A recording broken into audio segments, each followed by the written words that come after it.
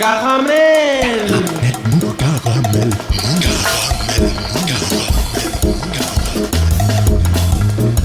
Caramel. Mou. Caramel. Caramel. Mou.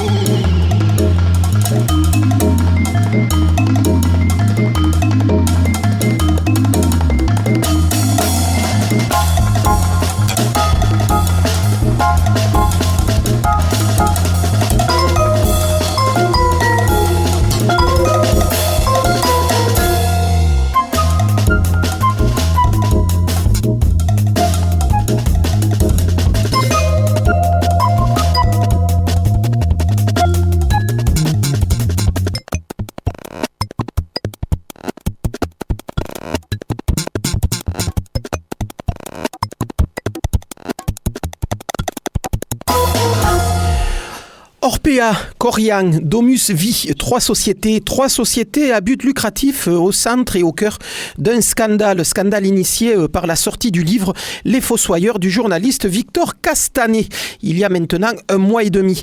Depuis, on a largement disserté sur les manquements démontrés quant aux conditions de vie des résidents de ces EHPAD, au rationnement de nourriture, aux embauches de personnel non qualifié, aux économies sur les fournitures, sur le matériel médical et autres sous-effectifs structurels de personnel. Il faut bien faire des économies quelque part pour pouvoir récompenser les actionnaires. On a tous compris également que malgré ces révélations déjà énoncées en son temps 2012 par Claude Évin, alors responsable de l'ARS d'Île-de-France, dans un rapport qui depuis a dû rester dans le fond d'une armoire du ministère des Affaires sociales, que ces 3 entreprises s'activant entre autres sur l'accueil de personnes âgées et personnes dépendantes dans des maisons de retraite et dans des EHPAD sont surtout de formidables machines à cash. Ainsi, Orpea annonce-t-elle pour 2021 plus de 4,2 milliards d'euros de chiffre d'affaires, plus 9% d'augmentation sur l'année. Corian, de son côté, comptant sur une hausse de 10% de son chiffre d'affaires et un taux de marge supérieur à celui de 2020. Depuis, tout le monde y est allé de sa déclaration offusquée et un peu moralisatrice sur l'air bien connu du « Oh, c'est vraiment pas bien de faire de l'argent sur le dos des vieux ». C'est par exemple Michel Delaunay, la ministre déléguée aux personnes âgées dans le gouvernement de Jean-Marc Ayrault entre 2012 et 2014, qui s'exclame sur France Inter un matin, je cite « Il y a urgence à agir. J'avais connaissance des faits via un directeur d'EHPAD public, mais je ne savais pas que c'était à ce point spectaculaire. » Et plus loin, elle a cette sentence définitive, oui, les maisons de retraite à 10 000 € par mois devraient totalement être contrôlées. Que n'y a-t-elle pas pensé plus tôt, du temps où elle était par exemple chargée de ce dossier? Quant à l'actuelle titulaire du poste, Brigitte Bourguignon, elle a pu exprimer dans les médias l'indignation du gouvernement et son dégoût personnel face au profit du groupe Orpea et de son dirigeant Yves Lemal, ce dernier ayant encaissé plus de 500 000 € suite à la vente de ses actions avant la sortie du livre par qui le scandale est arrivé. À les simples cris d'orfraie face à une situation connue de tous et depuis belle lurette. Parce que finalement, et c'est sans doute là qu'est le scandale, comment pouvait-on imaginer qu'il en fût autrement? Une grosse entreprise, pour faire schématique, une grosse entreprise privée a une fonction, sans doute une seule, celle de générer du cash, du blé, de l'argent. Certains construisent des avions, d'autres commercialisent des fruits et légumes, d'autres encore imaginent et vendent des services. Elles sont cotées en bourse, font partie intégrante du marché et du système capitaliste. Pour vivre, elle doit faire des bénéfices et générer des dividendes pour les actionnaires. C'est aussi simple que cela. En acceptant que le secteur privé lucratif, 18% du secteur des EHPAD, des maisons de retraite actuellement, puisse investir petit à petit ce secteur de l'accueil des personnes âgées en instituant par exemple un ratio différent pour le secteur privé ou lucratif ou sur le secteur public. Par exemple, exemple, un EHPAD avec un statut privé nécessite 53 encadrants pour 100 personnes, alors que dans le service public, on a monté l'encadrement à 70 encadrants. Donc, en permettant tout cela, qu'est-ce que vous voulez ? C'est un peu comme si on mettait un renard dans un poulailler pour s'étonner ensuite qu'il dévore les poules. Richard Ferrand, le président LREM de l'Assemblée nationale, ne comprenait pas et s'étonnait même devant ses collègues il y a peu que l'on puisse faire de l'argent sur l'état de faiblesse de nos anciens. Fermez la citation. C'est tout simple, Richard. C'est la loi du marché et certains secteurs ne devraient pas y être intégrés. Et qu'est-ce que tu veux ? On appellerait cela le service public. Salut les filles, c'est Joe Kangourou pour un nouvel épisode de Caramel Mou, saison 33, réalisé par Marc Lazaro. Ce soir, on parle de festival qui s'annonce avec Claude Cohen, le président du Festival du Rire, dont la 28e édition aura lieu du 11 mars au 10 avril prochain. On parle aussi de la Nuit du Slam avec Élise Delestré, Maël, mais aussi avec Bastien Andrieux et Juan Kowalczewski, tous les deux membres du groupe Réco. Les Nuits du Slam, festival national itinérant dont l'étape toulousaine nous occupera les 3 prochains week-ends. Et puis on évoquera l'inauguration mercredi prochain de l'Écluse Saint-Pierre, nouvelle salle de spectacle au centre-ville avec Joël Sorin, un des copropriétaires de l'endroit. Ils sont 7 en tout. Et également Joël Sorin, le programmateur de cette salle qui ouvre la semaine prochaine. Quant à Jean-Pierre Lérac, la caution morale et artistique de cette émission, il nous conseillera quelques concerts pour ce week-end du côté du Taquin. Mais on commence tout de suite par le premier morceau de la semaine. N'étant sans doute pas le mieux placé pour disserter à tort et à travers de la situation géopolitique mondiale et celle du conflit russo-ukrainien autoproclamé par Vladimir Poutine, je me contenterai d'évoquer ce soir Daka Draka, quartet ukrainien, 3 filles, 1 garçon, monté en 2004. Suite à ça, pendant 10 ans, ils vont arpenter les campagnes et les villages ukrainiens pour y collecter des chansons populaires, universitaires pour les uns, comédiennes pour les autres. Ces 4 musiciens triturent ensuite ce folklore ukrainien tel des savants fous à grands coups de boucles électro, de percus, de violoncelle, de clavier et d'influences venant d'autres pays d'Europe centrale pour fonder ce qu'ils appellent maintenant de l'ethno-chaos. Musique lancinante, envoûtante et explosive. On écoute ça tout de suite. Daka Braka, Mognak, c'est Caramel Mou et c'est à mieux. Садится пидмана, хоть кот резвится зеленым лугом. Лугом ходят девочки кругом. Евгений знайшов, до вдови пішов. Цілував, милував, роздушею називав. Закричав ура. Ой, юра, сочинилася біда. Де не мала я.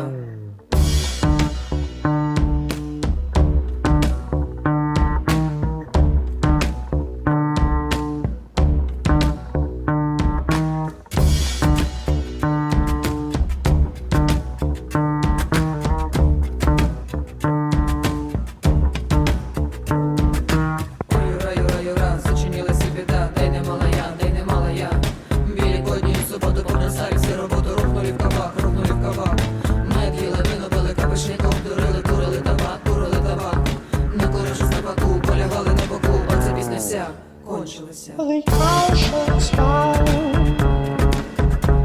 the waters deep. We back the storm,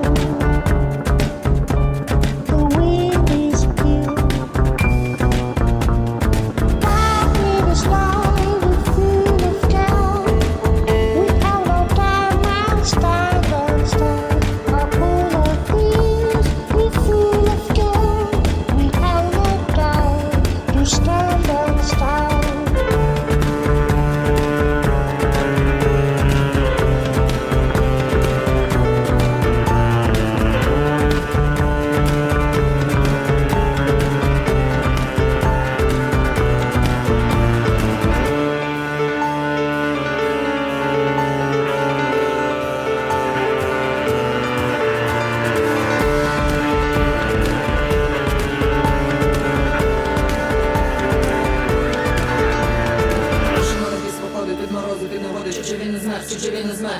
Не знамо нам, де подіться, за шиву кабак політься, просто свій мудір, просто свій мудір.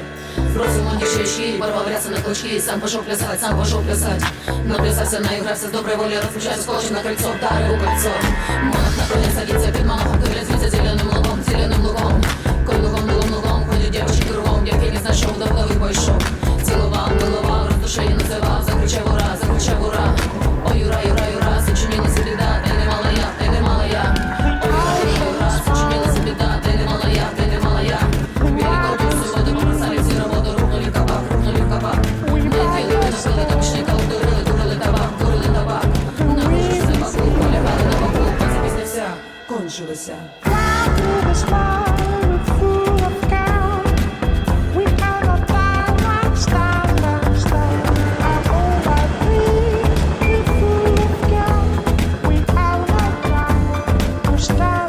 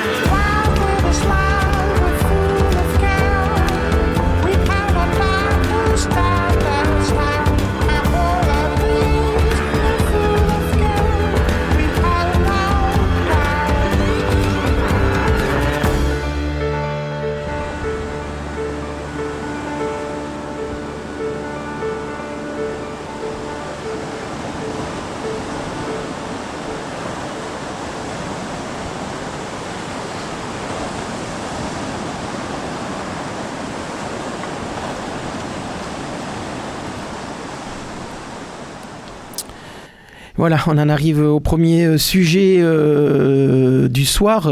L'émission va être un peu speedée parce qu'il y a beaucoup de monde. Le printemps du rire, Claude Cohen, bonsoir. Oui, bonsoir. Donc Claude Cohen du Printemps du Rire, festival qui aura lieu du 11 mars au 10 avril prochain, c'est-à-dire que le festival commence la semaine prochaine, festival qui a été construit sur les ruines d'un autre festival du Rire qui avait lieu à Toulouse il y a une petite trentaine d'années, le Printemps des Courges. C'est vrai qu'il a pris un peu la suite de ce festival-là. Y a-t-il encore des raisons et des nécessités de rire aujourd'hui, Claude Cohen ? Plus que jamais. Oui, plus que jamais, et heureusement, on revient maintenant avec des salles de spectacle qui se remplissent à nouveau, le spectacle vivant revit, il était temps, c'est vraiment formidable. On l'a attendu depuis tellement longtemps, on a eu 2 ans où on n'a rien pu faire, où on avait fait l'an dernier un embryon, on était vraiment frustrés, et il nous tardait véritablement. Maintenant on sait qu'on va pouvoir enlever les masques, qu'on va pouvoir jeter le pass vaccinal, c'est quand même tout ça très réjouissant. C'est le retour de la bamboche. Des beaux jours, le retour des beaux jours. Et il faut rire, peut-être pas de tout, mais il faut rire de rien, comme disait la Bruyère, de peur de vivre, de mourir sans avoir ri.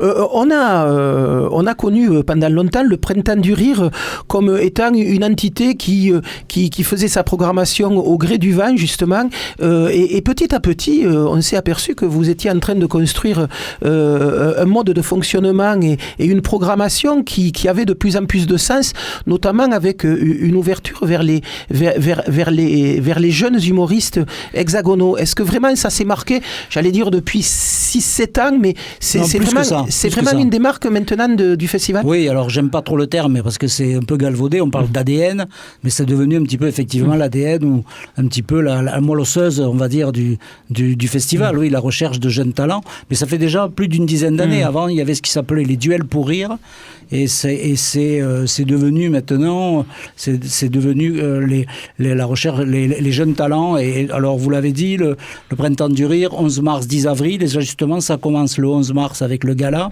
à la Beige, avec les jeunes talents. Alors, le jeune talent, c'est quoi? C'est la recherche des nouveaux humoristes. Par exemple, Paul Mirabel, qui va passer au Casino Barrière, fait partie de ces jeunes humoristes découverts par le Printemps du Rire de les jeunes talents. Il y a 2-3 ans. Il y a 2-3 ans. Et qui fait maintenant Jean-Phi, Paul Mirabel qui fait les belles matinées de France Inter. Les belles matinées de France Inter, qui est passé sur Canal, en prime time, comme on dit, qui sera au Casino Barrière. c'est complet. Donc c'est quand même des jeunes qu'on est allé chercher. Puis d'autres avant, pendant des années. Par exemple, le premier qui avait gagné les duels pour rire, c'est Guillaume de Varzé. C'est lui qui dirige l'émission Le Grand Cactus sur la RTBF en Belgique. Donc c'est des gens qui ont vraiment grandi, qu'on a accompagnés, que le Printemps du Rire a accompagné. Et là, c'est donc le 11 mars avec Élodie Poux qui sera la marraine. C'est vrai qu'on parlait d'humoriste de France Inter. Vous piochez assez largement aussi dans ce vivier pour cette 28e édition. C'est parce que c'est des gens qui nous font l'amitié. Guillermo Guise ou Vizorek. Oui, Vizorek qui sera le 25 mars, donc qui va présenter la nuit du printemps au Zénith. C'est un des grands moments phares de notre festival. Et je fais une petite parenthèse, le festival pendant longtemps durait 15 jours. Maintenant, il dure un mois. Brièvement, c'est 80 spectacles, 170 représentations, une quarantaine de salles. C'est 60 ou 80, je ne sais plus combien de vedettes, d'humoristes, d'artistes sur plein de lieux, dans tout le département. Voilà, avec un éparpillement, là pour le coup, dans tout le département. Dans tout le département, c'est le conseil départemental qui nous subventionne en premier, donc c'est eux que l'on remercie, et le but c'est d'amener le rire au plus près des gens, un petit peu partout. Et c'est quoi le rire en ce moment? Pendant très longtemps, on a parlé de stand-up, on a parlé de comédie club. Vous êtes dans ces registres-là, vous allez choper un peu partout. Tout le registre, on est éclectique. Tout le registre d'humour. Alors peut-être que l'humour noir manque un petit peu dans les registres qui sont dans les registres d'humour, mais tout marche. Ce dont je m'aperçois depuis quelques années, c'est quand même l'humour c'est les femmes qui ont le plus évolué.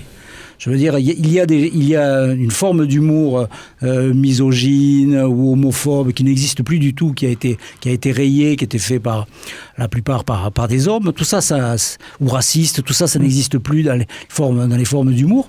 Par contre, c'est les femmes qui ont pris un petit peu le devant, avec souvent des sketchs qui sont souvent très, très trash.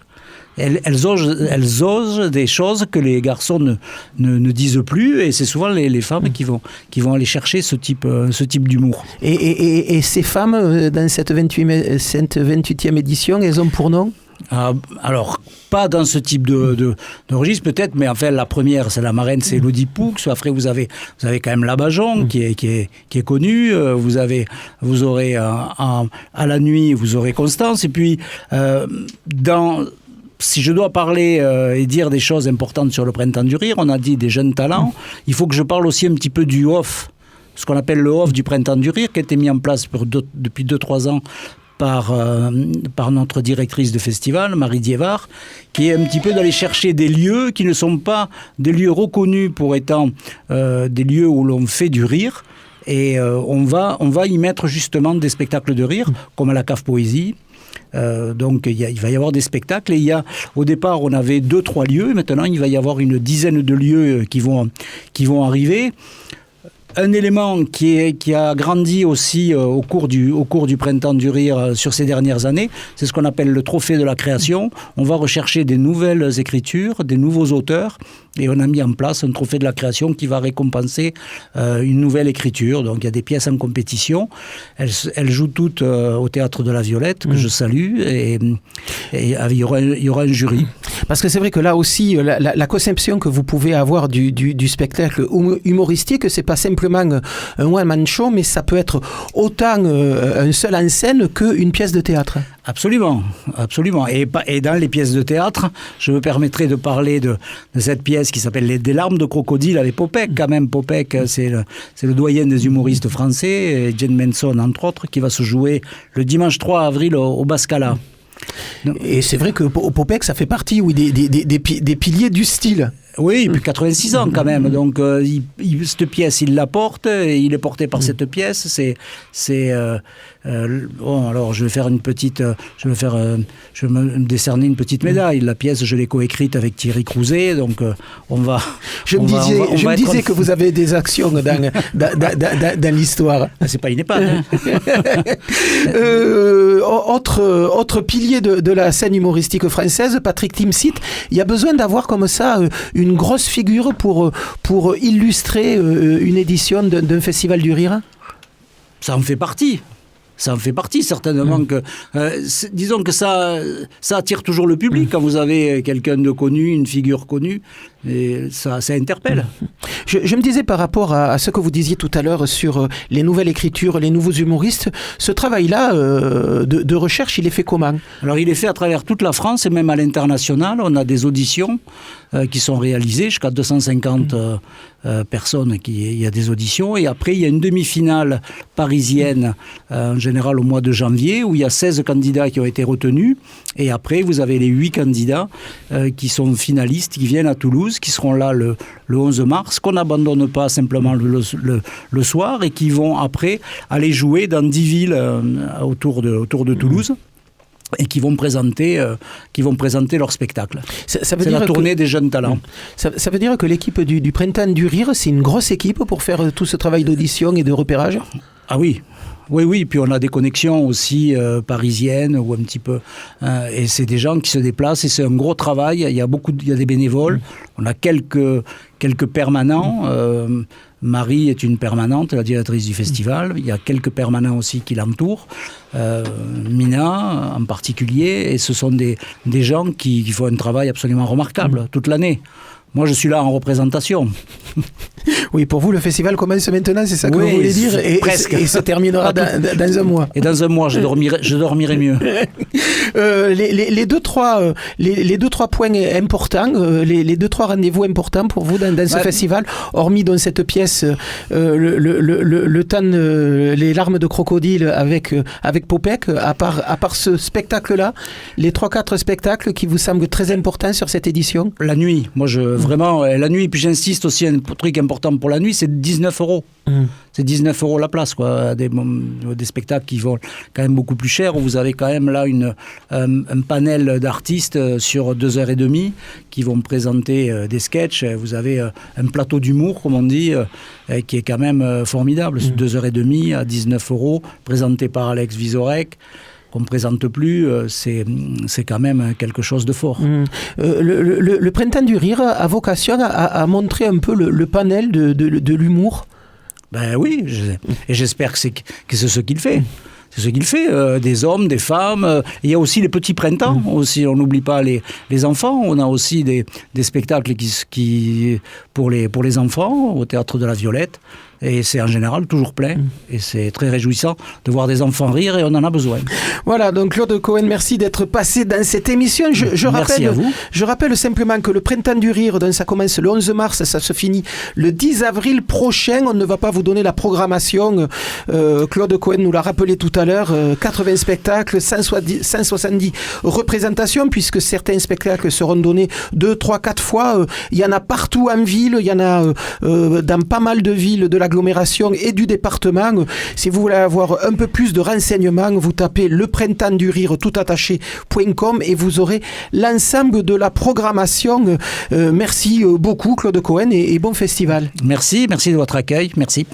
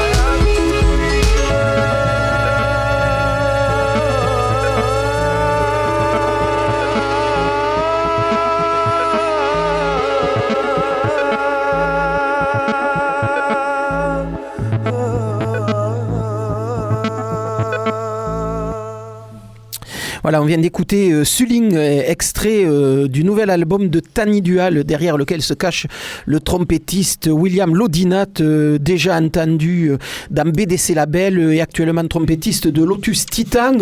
William Lodinat, beatmaker, trompettiste, arrangeur, musicien foisonnant, multiservice. C'est un couteau suisse.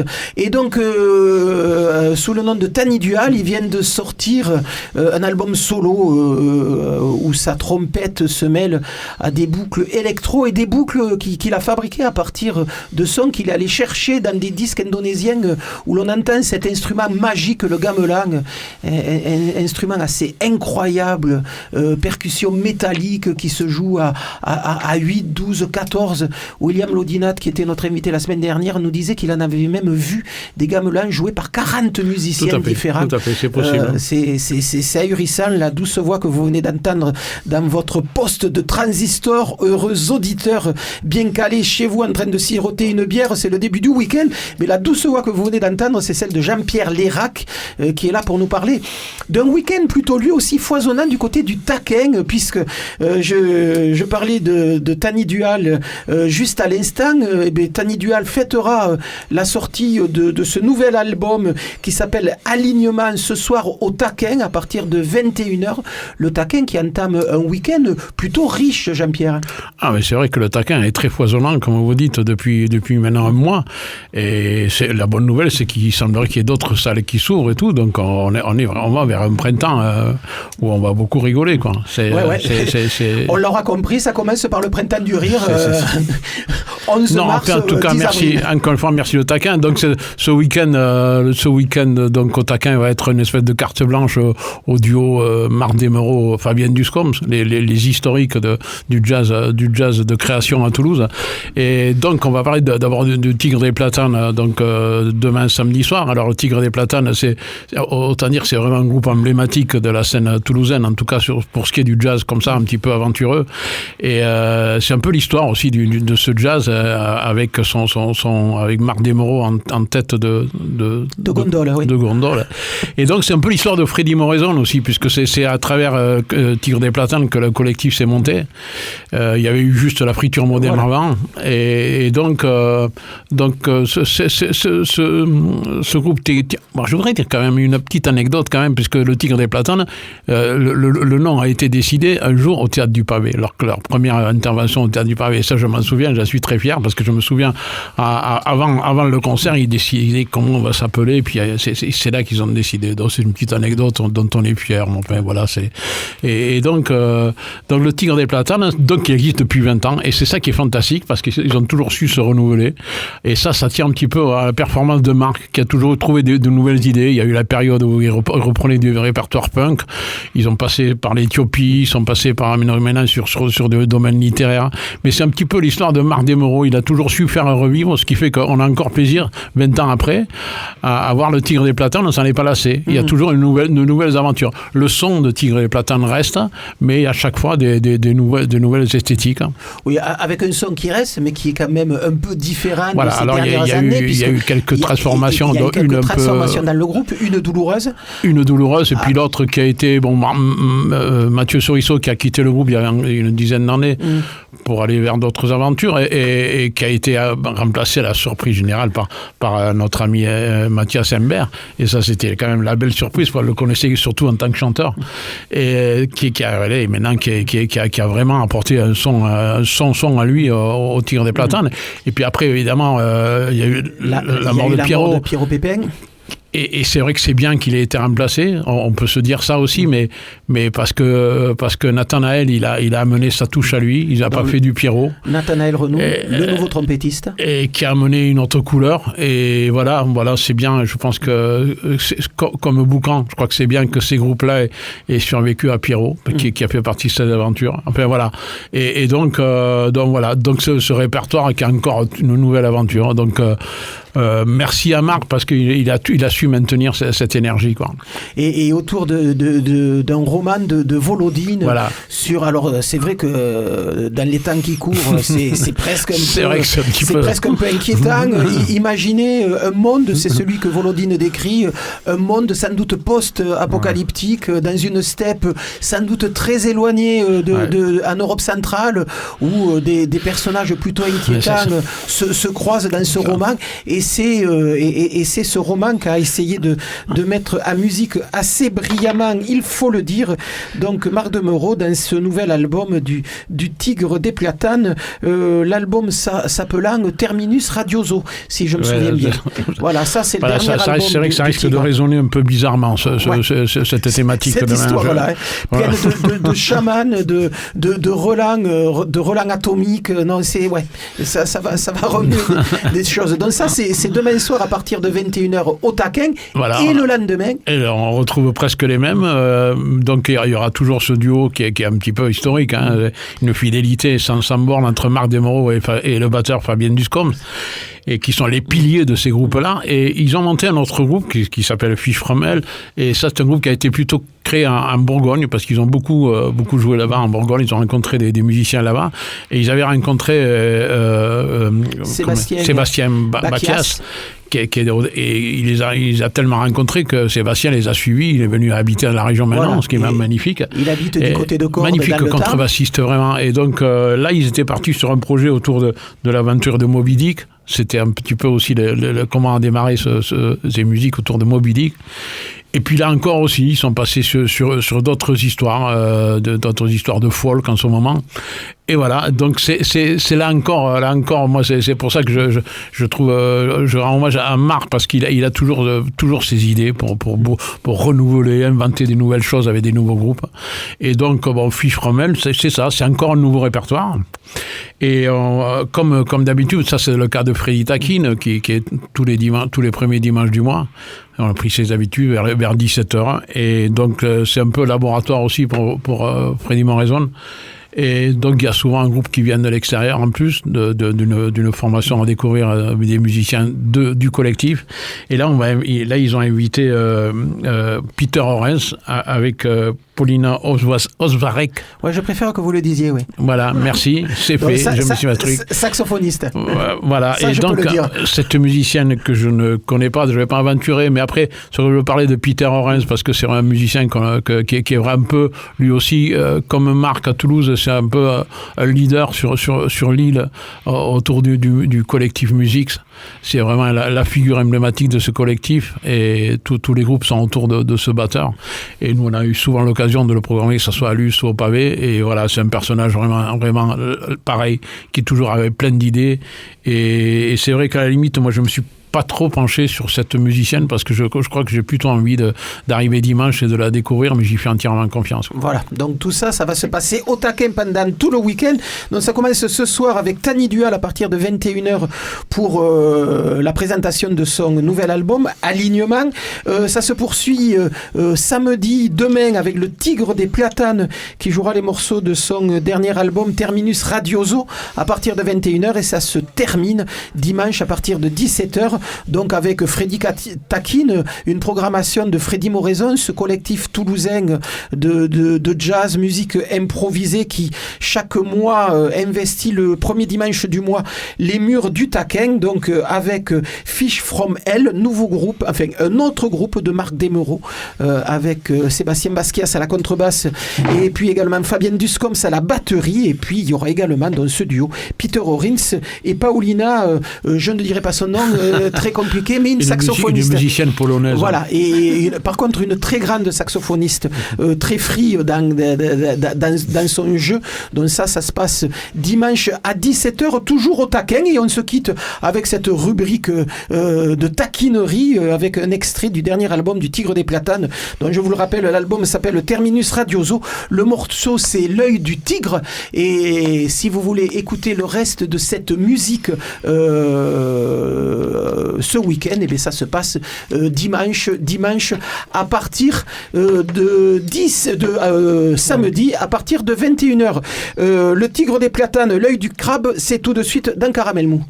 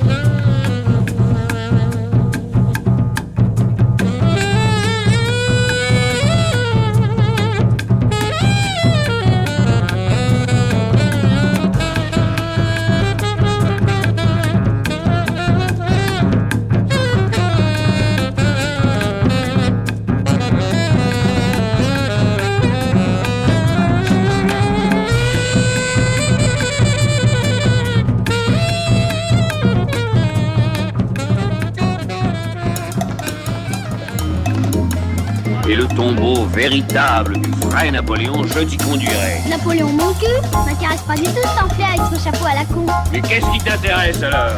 Caramel.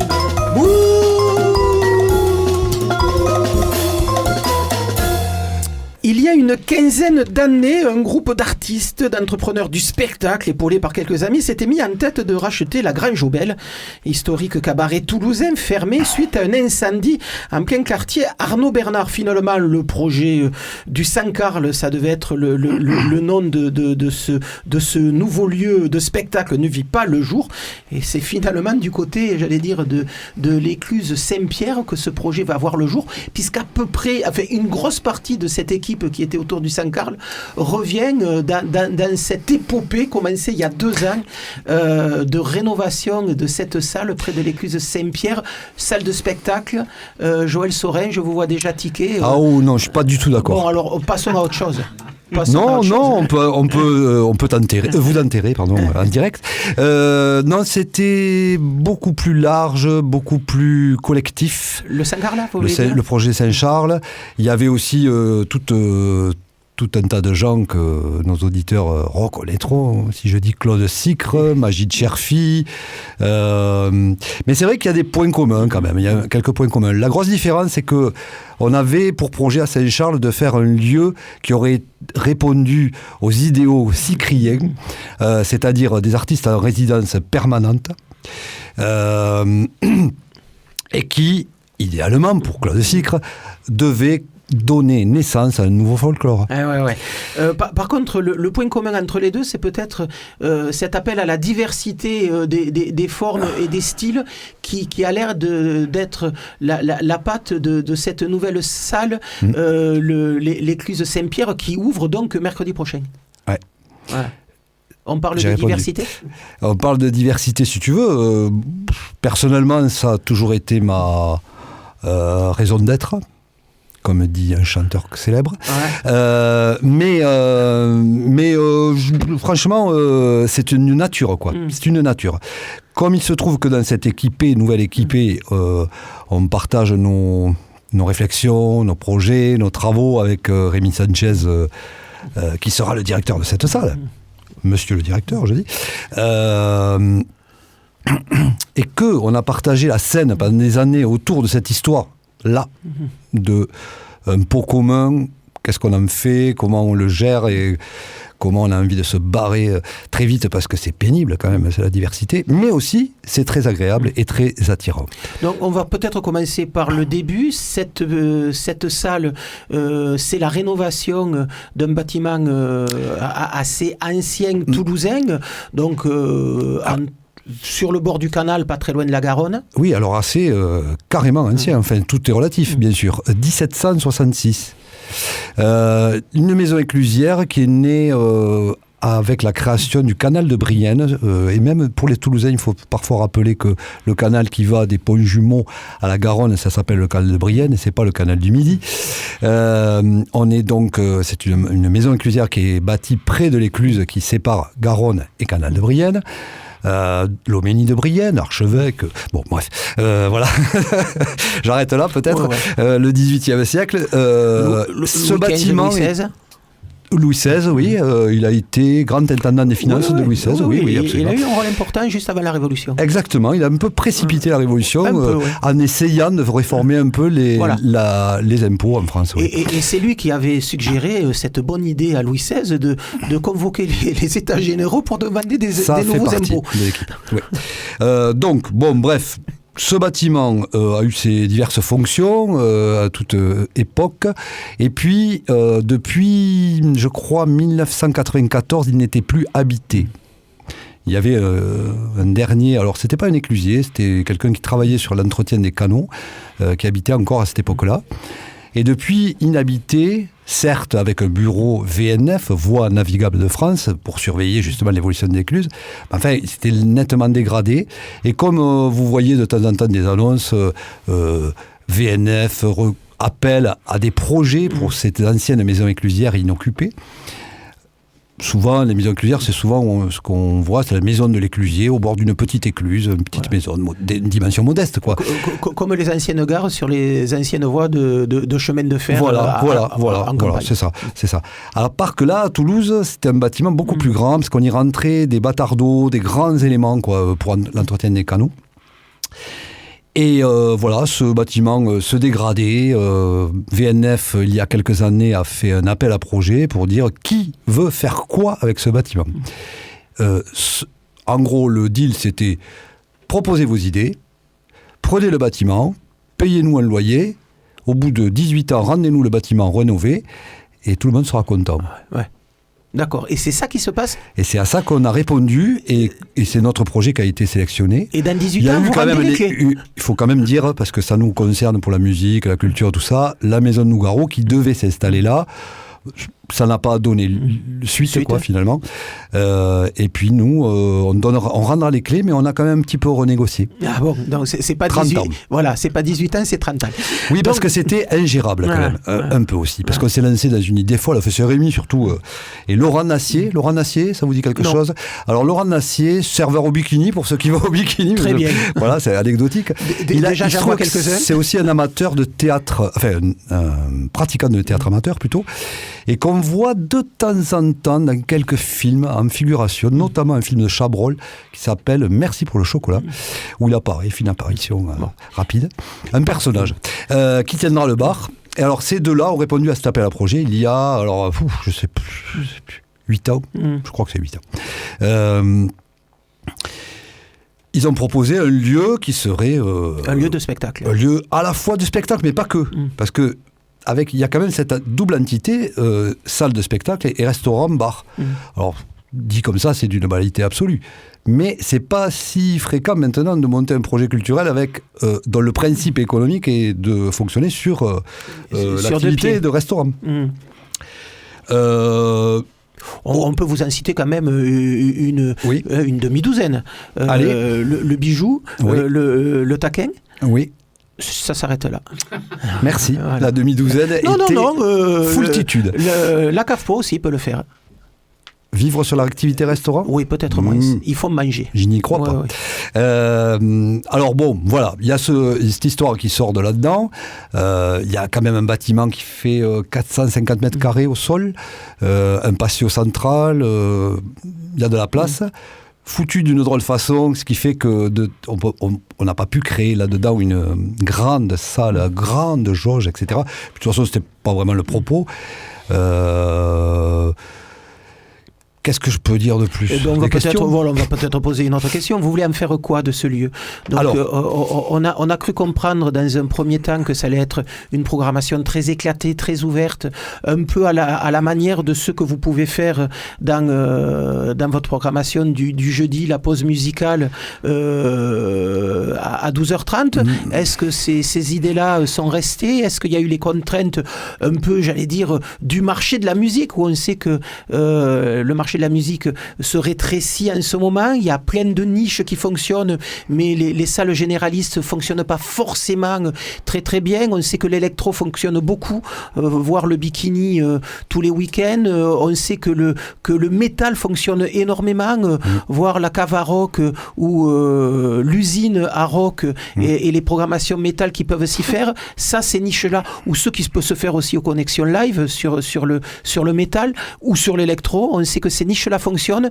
Est-ce que vous allez rester sur de la niche ou essayer justement de revenir à votre projet initial qui était d'y accueillir plein de formes de spectacles différentes et pas que la musique, et au niveau de la musique, une diversité. Avoir la première programmation qui est donnée jusqu'en juin, on est plutôt sur cette diversité.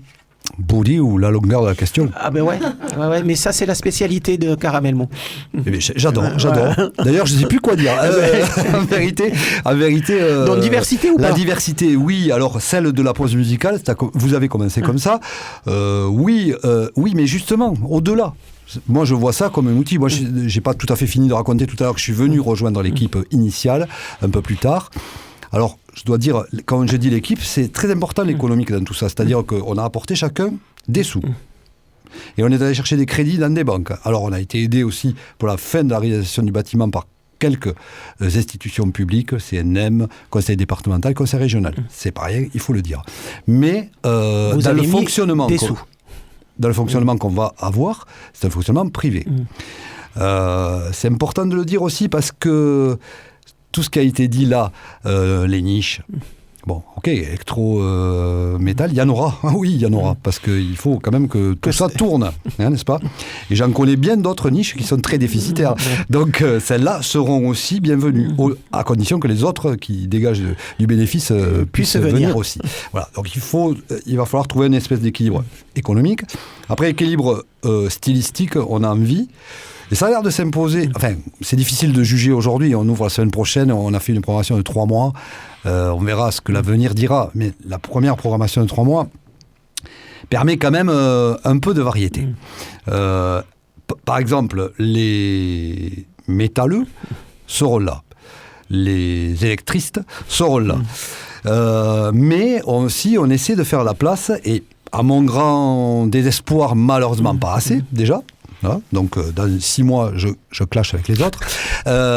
Sur les autres écoles, disons. Plus difficile.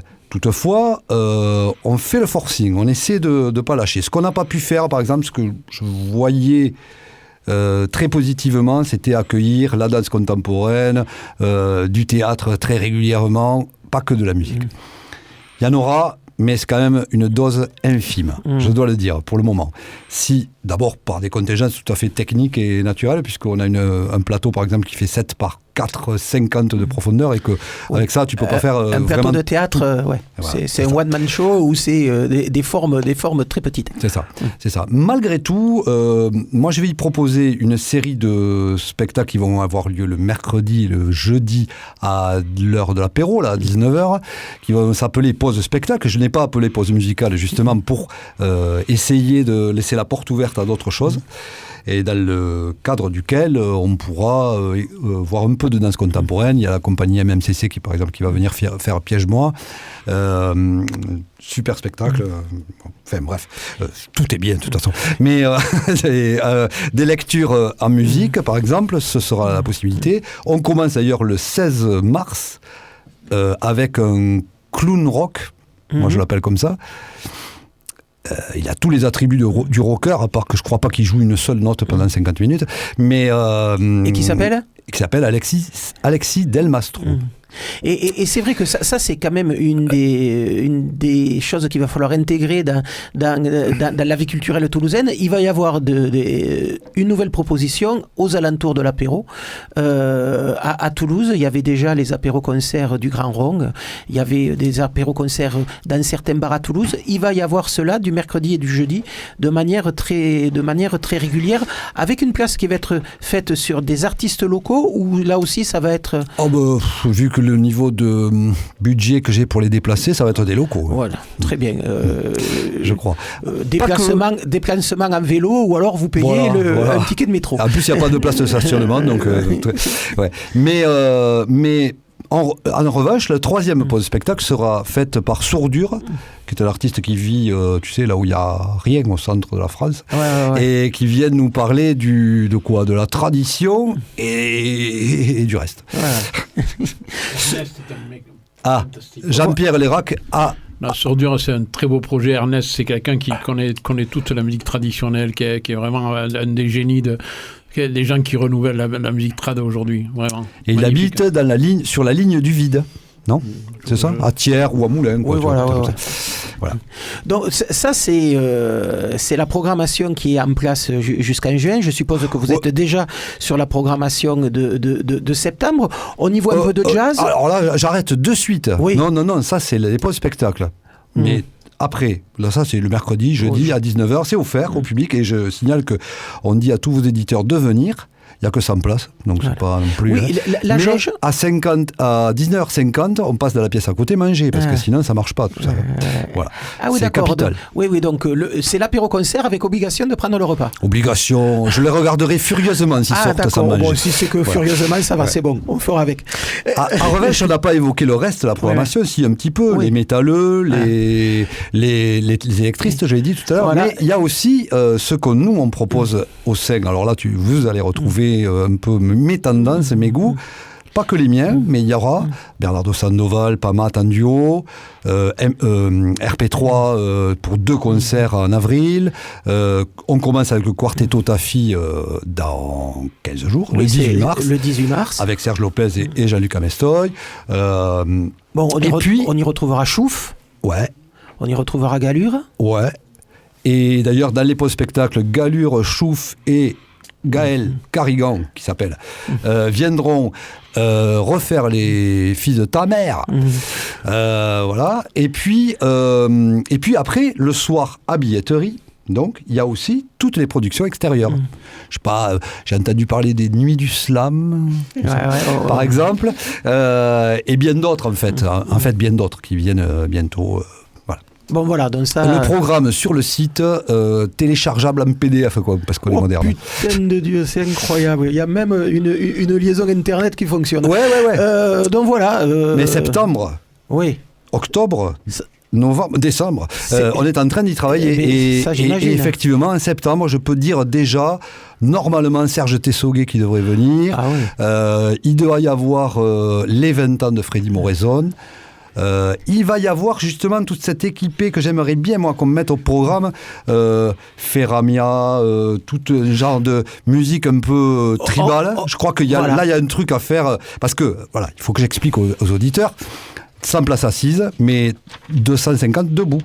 Donc, que ce lieu soit un lieu pour le déhanchement. Voilà, donc ça se passera à l'écluse Saint-Pierre. Et je me tais. Nouvelle salle de spectacle. Inauguration mercredi prochain. Ça sera le 9 mars. Et puis à partir de là, la programmation va commencer. Vous en parliez tout à l'heure. Le 18 mars, premier artiste sur la scène de ce nouveau lieu, le Quartetto Tafi, épaulé de Jean-Luc Amestoy et de Serge Lopez, qui interviennent d'ailleurs sur le dernier album du Quartetto Tafi, dont on va écouter tout de suite un morceau, Yo Soy El Indigo. Là, il y a Martial Solal. Non, pas Martial. Leila Martial qui chante sur ce morceau-là, Quartetto Tafi, dans le 18 mars, dans cette nouvelle salle, l'écluse Saint-Pierre. Merci Joël Soren d'être venu nous en parler ce soir. Merci.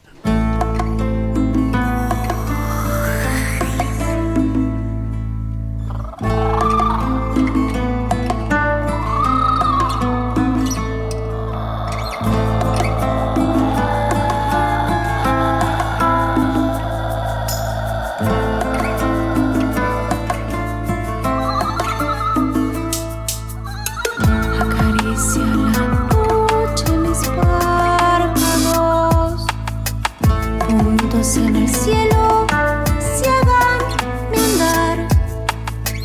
Me caigo sola de cansancio en el silencio a mitad de despertar. Acaricia la noche mis párpados, puntos en el cielo ciegan mi andar. Me caigo sola de cansancio en el silencio a mitad del despertar. Soy la rama del árbol que no quebraste. Soy la rama del árbol que no quebraste. Soy la rama del árbol que no quebraste. Soy la rama del árbol que no quebraste, porque soy el índigo. Soy el índigo.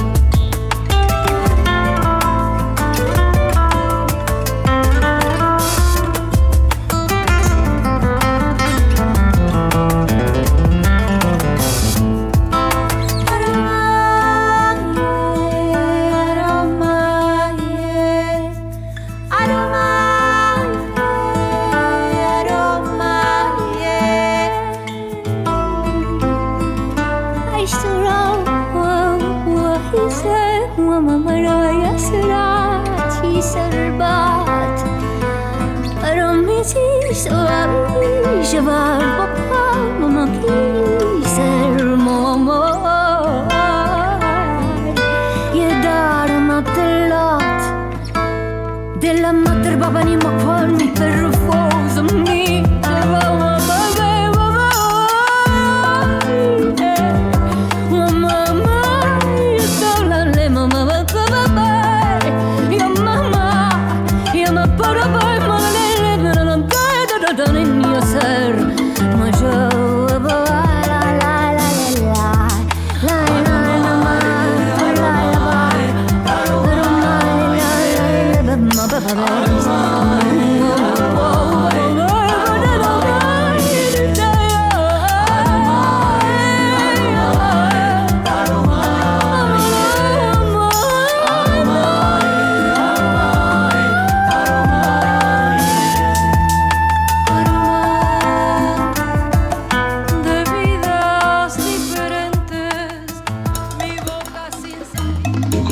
En radio, ça va marcher, ça? Je crois à ce qui est dans le vent. Et vous n'avez pas du tout l'esprit station. Oui, c'est bien d'être un auteur branché, destroy, mais il y a des limites. Caramel.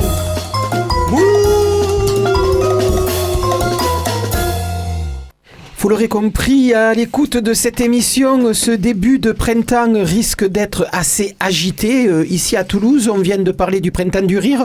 On vient d'évoquer l'ouverture de cette nouvelle salle de spectacle du côté de l'écluse Saint-Pierre avec Joël Saurin. Et puis, on en arrive à évoquer un événement qui revient tous les ans, depuis 15 ans, les Nuits du Slam. Les Nuits du Slam avec des habitués de ces moments-là dédiés au slam. Je veux parler de Maëlle, je veux parler d'Élise Delestré qui co-anime et ce moment de slam avec des nouveaux venus. On parlera tout à l'heure avec deux musiciennes du groupe Réco, puisque une des spécificités de ces Nuits du Slam cette année, c'est qu'elles font la part belle à des musiques qui n'ont pas forcément à voir avec le slam. Mais on va peut-être commencer par le début avec Élise Delestré, de l'association Contre-Courant, qui organise à Toulouse ces étapes de ce festival. Je le disais en début d'émission, festival itinérant qui se déplace un peu partout dans l'Hexagone et qui viendra cette année 3 soirs à Toulouse, ce qui est aussi une première. D'habitude, c'est un week-end et puis basta. Non, c'est pas vraiment ça. Alors, raté. Je rate tout aujourd'hui. Mais c'est pas grave, c'est vendredi. Non, en fait, chez Contre-Courant, on fait la coordination nationale du festival. Donc, on gère absolument toutes les dates que vous retrouvez sur le planning. Donc, un festival itinérant d'une dizaine de dates sur 3 semaines qui passe aussi bien par Grenoble, Montpellier, Tours que Toulouse. Et après, on est extrêmement concentré sur ce qu'on appelle les Nuits du Slam en Occitanie, où on développe des partenariats en fait avec des collectifs du coup d'autres départements pour justement organiser des scènes, etc. Et en fait, jusqu'à présent, ce qu'on faisait, c'est qu'on organisait les avant-scènes au Bijou, plus le temps fort en fait des Nuits du Slam à Toulouse. Donc on faisait déjà 3 soirées. Sauf que du coup, avec le Covid et tout ça, il y a beaucoup de choses, comme toutes les structures culturelles, on a dû modifier nos projets et nos façons de voir les choses. Et là, du coup, on s'est dit que pour nos 15 ans, on allait faire 3 grosses soirées, dont une grosse crise d'adolescence. Ouais. C'est-à-dire quelle soirée, c'est-à-dire, c'est avec les voisins d'à côté, là, les Réco et tout ça. C'est la soirée où on fait que danser. Ah ouais, d'accord. Normalement, c'est devenu très conceptuel. La nuit du slam, maintenant, c'est pas forcément la nuit et c'est pas forcément du slam. Ouais, c'est ça. Bon, Maëlle, est-ce qu'il y aura quand même un peu de slam dans ces Nuits du slam? Oui, il y en a plein. C'est quand même l'objectif. Hein. On se bat un peu pour notre mouvement, donc on est content parce que là, du coup, il y a le Gers qui nous a rejoints. Parce que c'est pas un département facile quand même pour installer du slam, faut le dire quand même, on a galéré, mais bon, on a des copains qui y sont allés, du coup ils vont ouvrir des scènes. Challenger, on voulait inviter Perpignan et Béziers cette année, donc voilà. Parce que culturellement on trouvait ça intéressant.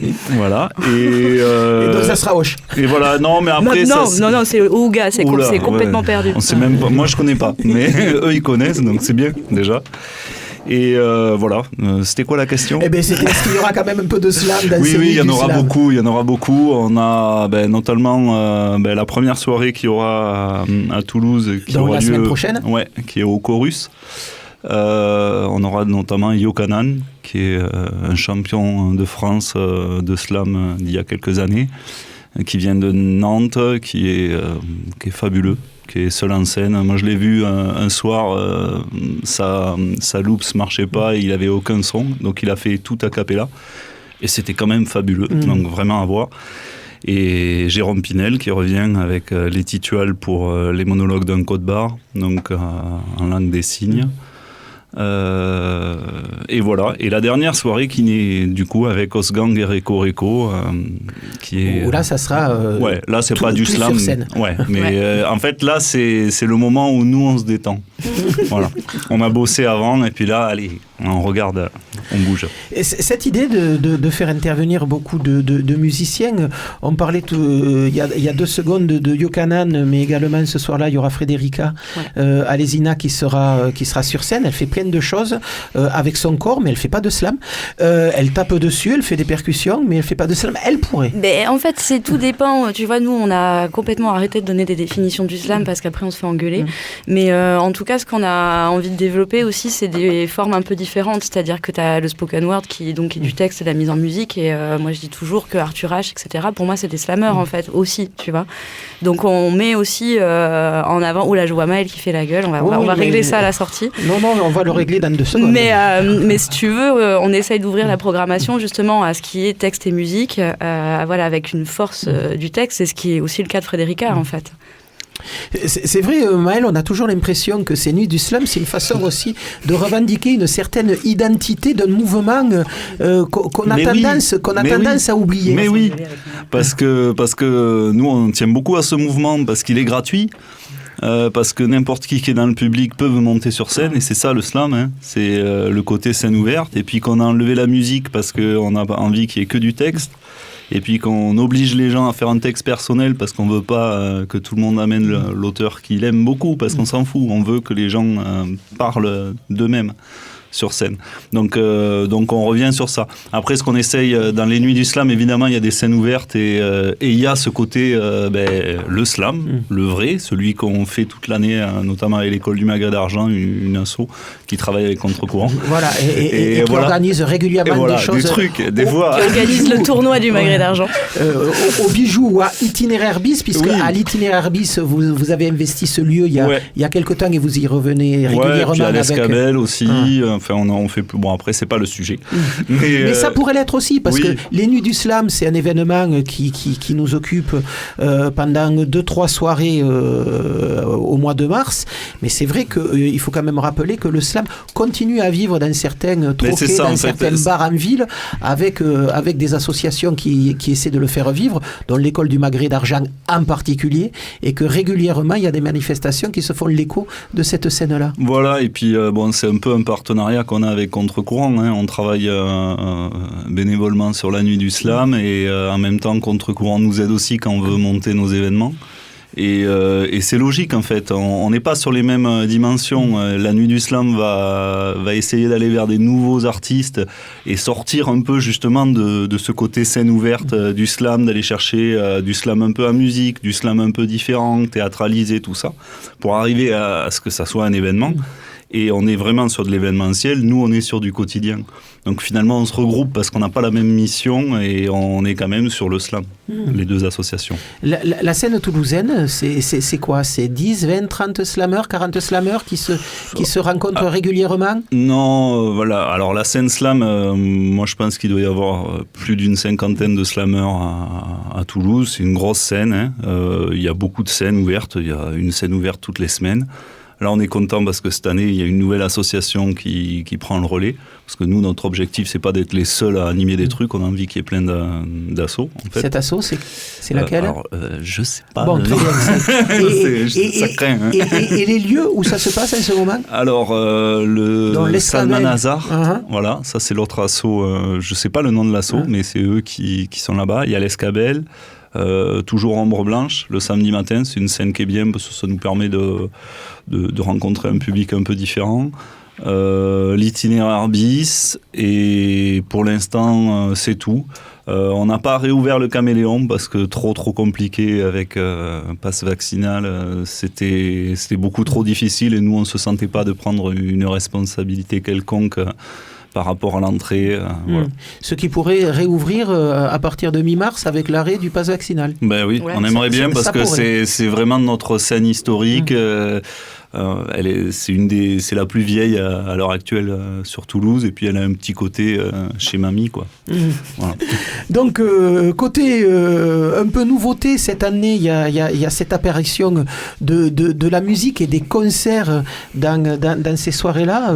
Donc on parlait de Frédérica il y a 2 secondes au chorus la semaine prochaine, et puis dans 3 semaines, un gros concert avec Osgang et puis Réco. Exactement. Avant de parler et avec... entre-temps, il y a quand même l'IMAS et les monologues d'un code-barre aussi à l'Espace Roguet. En fait, on a une programmation cette année où, à part sur la soirée du 26, où il y a vraiment que de la musique, mais du coup, c'est scène ouverte, artistes locales et artistes nationales, à chaque fois. Donc, sur au moins les 2 premières soirées, 2 mots sur Osgang, et qu'est-ce qui fait que vous êtes allé chercher ce groupe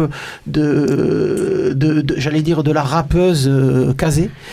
Comment elle est arrivée dans les Nuits du Slam? Parce que on est une équipe qui travaille beaucoup en famille et qu'en fait on connaît bien l'équipe d'Osgang, puisque moi je manage le batteur d'Osgang qui s'appelle Sonny Troupé, qui lui-même est un artiste plutôt jazz normalement. Donc c'est un projet dont on avait connaissance avant même qu'il sorte, et du coup ça correspondait aussi à ce qu'on avait envie de défendre dans l'énergie. C'était une proposition artistique qu'on avait un petit peu du mal à placer, comme tu disais, comme vous le disiez, par rapport à notre programmation et à notre fonctionnement initial. Et du coup cette année c'était un peu justement l'opportunité de pouvoir programmer ce genre de groupe. Mais à nouveau c'est toujours des histoires un peu de famille entre nous, c'est-à-dire que on travaille aussi bien généralement avec des gens qu'on connaît, qui nous adressent des gens qui connaissent, et etc. quoi.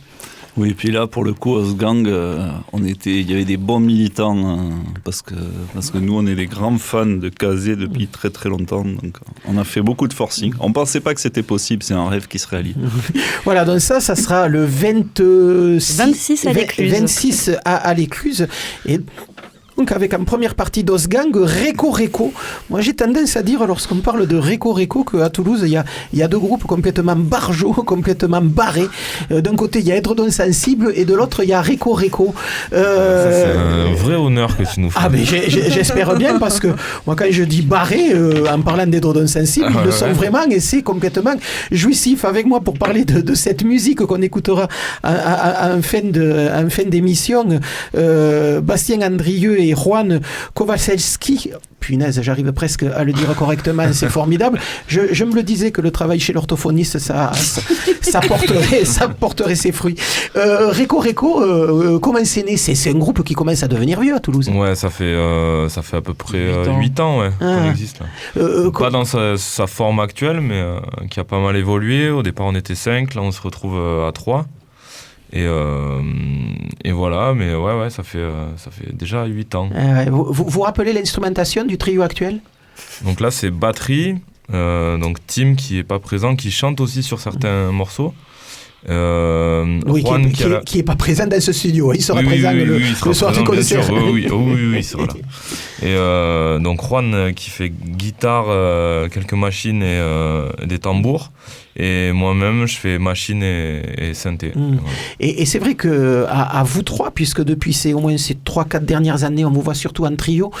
Pour ma part, je vous ai vu dans un ancien festival, dans un ancien numéro de Jazz à Luz. Vous étiez déjà 3. C'est vrai que vous jouez vraiment sur une tension, sur un volume sonore qui est vraiment énorme. Et c'est vrai que ça a l'air d'être aussi le postulat de base du groupe. C'est avec ce son énorme qu'on va emporter les gens et que ça se termine en transe. Je pense que le volume fait partie entièrement de la musique aussi. Faut pas l'oublier. On a souvent tendance à respecter les normes et tout ça, ce qui n'était pas forcément le cas il y a 30 ans, 40 ans. Ouais. Et je pense que ça fait entièrement partie de la musique, comme le silence. Ouais. Vous rappelez avec bonheur qu'il y a une époque où les guitares électriques étaient montées à fond, on appelait ça le punk. Effectivement, ça faisait plus de bruit que de mélodie. Et c'est vrai que quand je parle d'édredons sensibles, vous avez cette même démarche de monter les potards à fond et d'emporter le public par ces volumes sonores énormes et je le dis, cette transe qui est amenée par cette folie sonore. Ok. Ouais, Bastien. Ouais. Et ne vous en sortez pas qu'on parle du volume. Ah ouais.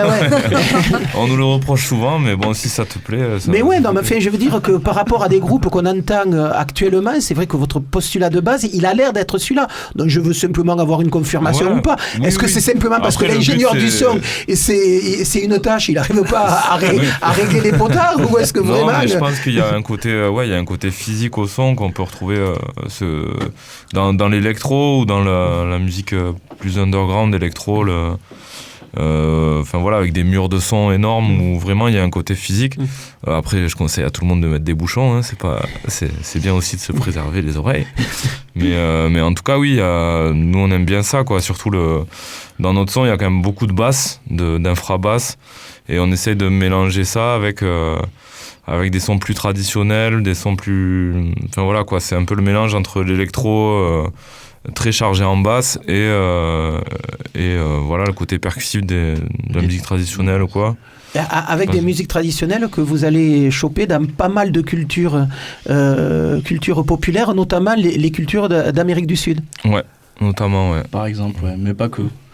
C'est vrai que là on travaille aussi sur des trucs plus asiatiques, hein, et aussi plus afro, des claves plus afro, et voilà, on est ouvert à plein de propositions, on écoute plein de choses différentes et on joue plein de choses différentes. Comment ça se passe dans le groupe? Donc il y a vous deux, il y a Tim Malcorn à la batterie. Comment ça se passe le travail de composition? On part souvent de choses que Bastien amène, des espèces de remix de choses, des boucles. Moi j'en amène un peu. Des fois on peut partir d'un rythme aussi précis, de samples aussi, pas mal de samples. Et on essaie aussi moi pour ma part j'essaie de ramener quelques instruments plus traditionnels. Donc pour jouer les choses aussi en live et voilà. Ouais. Bastien, quelque chose à rajouter? Non, c'est parfait, c'est très bien. C'est très bien. Donc là, vous jouez à Saint-Pierre. Comment on se prépare à jouer dans des jauges? C'est pas une insulte, mais c'est vrai que des jauges comme ça, c'est pas forcément les vôtres. On a plus l'habitude de vous voir jouer dans des petits lieux devant un public complètement excité et dans des lieux où on est très serrés les uns contre les autres. C'est vrai que là, vous allez, j'allais dire presque avoir de la place pour vous installer. On a fait les deux. On a fait Jazz à Luz sur la grande scène quand même. C'est vrai. Moi là, je vous ai vu, c'est dans un troquet. Je pense qu'on joue dans plein de conditions différentes. En tout cas, c'est une bonne jauge. Je pense que pour la ville de Toulouse, en centre-ville, c'est parfait. Surtout avec Osgang. Surtout avec Osgang qui va suivre. Bon, bah, écoutez, on va peut-être vous écouter tout de suite. Vous êtes venu avec un morceau qui n'est pas encore sorti, qui n'est pas sur un album, qui est peut-être pas, dont le mixage n'est pas tout à fait terminé. Si, quand même. Si, c'est terminé, c'est pour ça qu'on l'amène. C'est pas permis d'amener quelque chose de pas terminé. Non, je croyais que c'était encore au stade expérimental. Non, c'est vraiment une exclue mondiale pour Caramel Mou. Alors ça c'est absolument gigantesque. Deux mots sur cette exclusivité avant qu'on l'écoute. Alors là, c'est un morceau avec Tim au chant, justement, Tim Malcorn, qui chante en portugais brésilien, et c'est un duo avec sa femme. Ça raconte une sorte de tranche de vie entre les deux, et voilà, le morceau s'appelle 19,20, ça veut dire 19 n'est pas 20, parce qu'en fait c'est un peu Tim qui se prend un savon parce qu'il est rentré à 20h au lieu de 19 quoi. Ah ouais, évidemment, et c'est pas avec les activités qu'il a du côté du Beers House qui va rentrer régulièrement. D'ailleurs ce soir, attendez la séquence concert, on en parle. C'est pas à vous à faire ce boulot là. Ça veut dire quoi? Qu'il va y avoir un album qui est sur le point de sortir? Il y a un EP qui doit sortir courant mai, au mois de mai. Vous viendrez nous en parler ici, peut-être avec le troisième. Et on ne sait jamais, peut-être vous pourrez même arriver à faire de la musique en direct dans ce studio. En attendant, on va écouter tout de suite cette exclusivité mondiale. Donc, un des morceaux du prochain EP de Reco Reco. Redites le titre. 19,20. Ah ouais, vous parlez effectivement nettement mieux le portugais que moi. Reco Reco, et donc je le rappelle, ils seront le 26 dans le cadre des Nuits du Slam sur la scène de l'écluse Saint-Pierre, nouvelle salle du centre-ville toulousain, dans le cadre donc des Nuits du Slam. Reco Reco.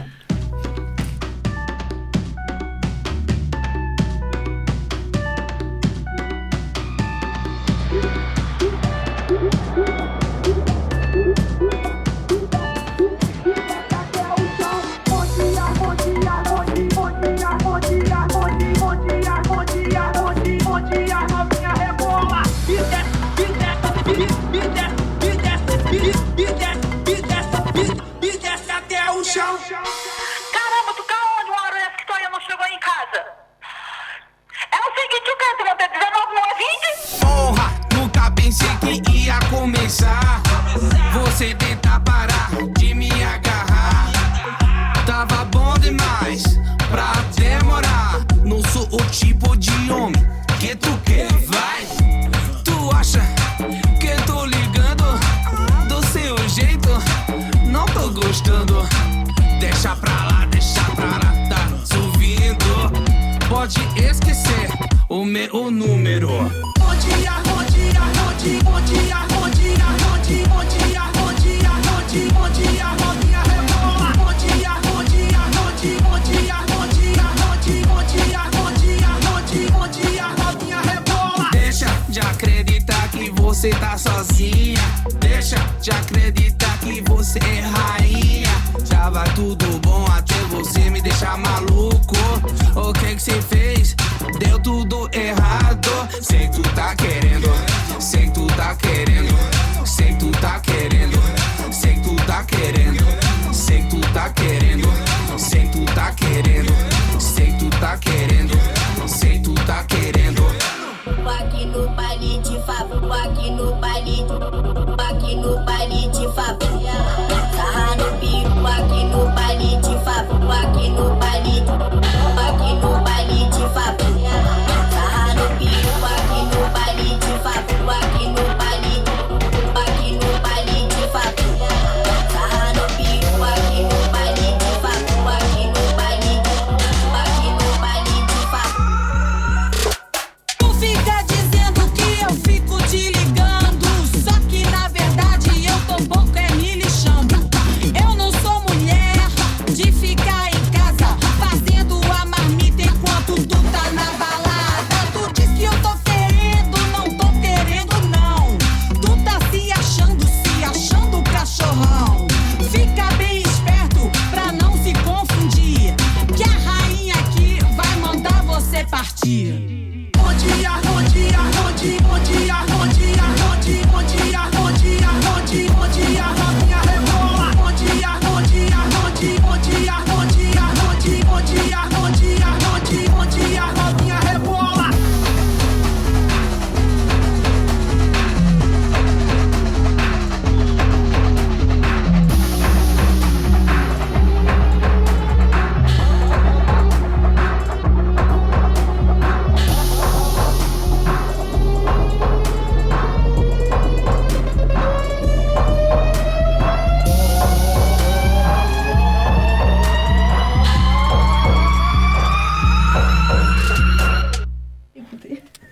Voilà, on vient d'écouter Reco Reco. Je ne vous donnerai pas le titre du morceau, simplement je vous dirai que ce morceau on l'entendra bientôt dans un nouveau EP qui sortira vers mi-mai, que Reco Reco on les retrouve le 26 mars dans le cadre de la 3e soirée des Nuits du Slam. Ça se passera à l'écluse Saint-Pierre, en première partie de Osgang, et puis puisqu'on parle de concert, je vais vous en donner quelques-uns à voir ce week-end week-end et puis on se quittera avec un vrai slam que Maël nous dira dans quelques instants. Les concerts donc ont repris même de plus belle. Il y a plus de spectacles à voir et pas forcément assis, plus de jauge.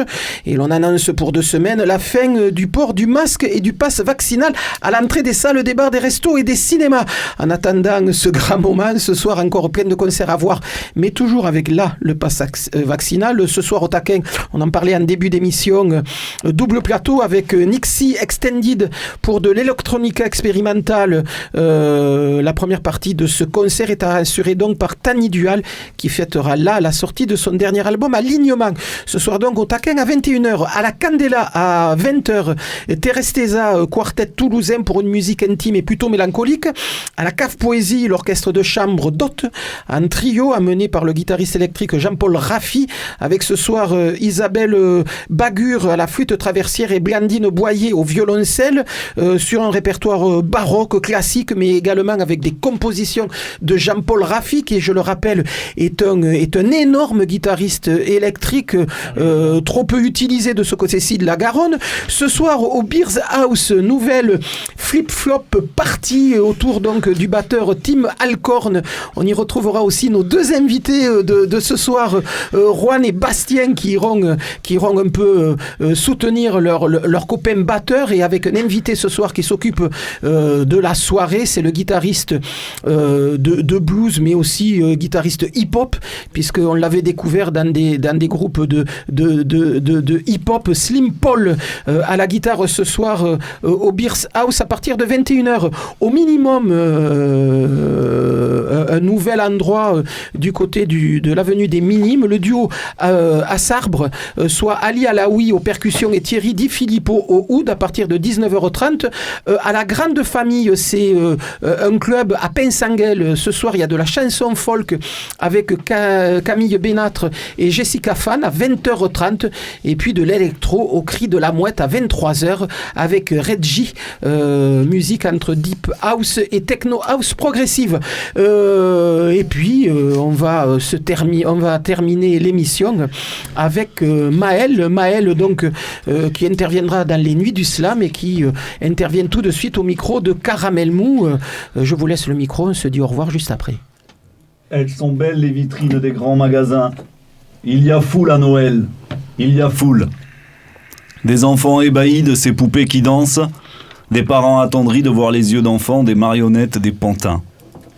On déborde d'amour sur les affiches dans les journaux, dans les regards des couples heureux, dans les regards de ceux qui sont pressés de vendre 3 cadeaux pour le prix de 2. À la gare, on se presse, on prépare les valises. Il y a foule dans le hall comme devant les vitrines.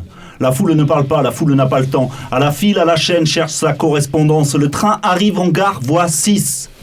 Le vent dans les coursives s'enchevêtre sur les bancs. La rue est moins froide vue d'un appartement et le sol, comme chaque nuit, se vide. La foule a froid. À ne pas mettre une foule dehors. Elle patiente la foule aux plages désertes, en talasso, en camp de redressement. Ici, on voyage. Il est de bon ton de voyager. On ne va pas dans les gares pour rester sur le quai. Le quai, c'est transitoire et peut-être qu'elle le sait, la foule, finalement, que c'est sinistre en hall de gare. Il faut être fou pour y rester. Il faut être fou ou totalement imbibé. Il boit trop, il le sait. Ayez pitié d'un pauvre ivrogne, messieurs, dames. Une rasade au couloir, au sous-sol, au parking, aux galeries où brillent encore les lumières pour personne. Lui, il n'est personne, ou c'est tout comme. Fini les concours passants, vendeur à la sauvette, taxi attendant le client, assassin attendant le suivant, vendeur de coups du sort, vendeur ambulant, de faire les poches à faire la manche, vent dans le couloir coupant et glacial, disparu, client qui râle, client qui bave, client qui regarde son portable, panneau indiquant retard, panneau indiquant sortie, panneau indiquant police, contrôleur de quai vigilant, contrôleur des contrôleurs de quai, contrôleur général, des contrôleurs de quai.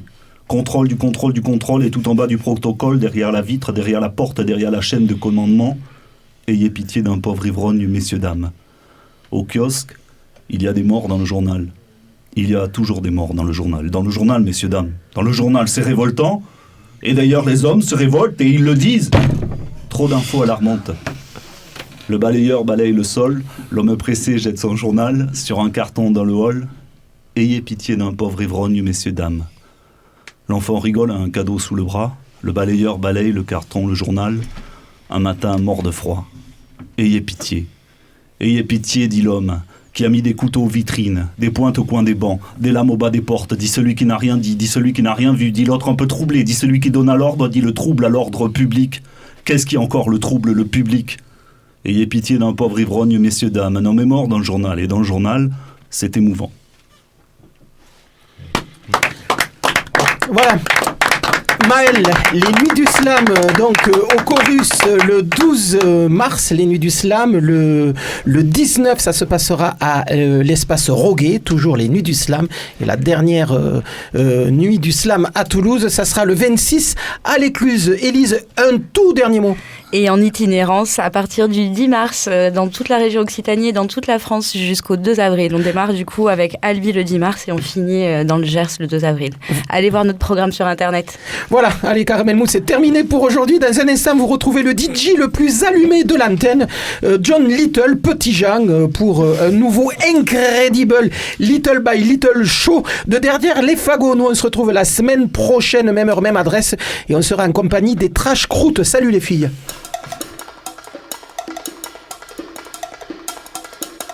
Caramel.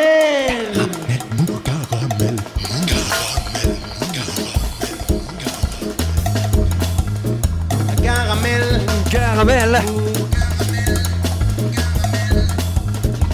Caramel. Et oui, je suis là.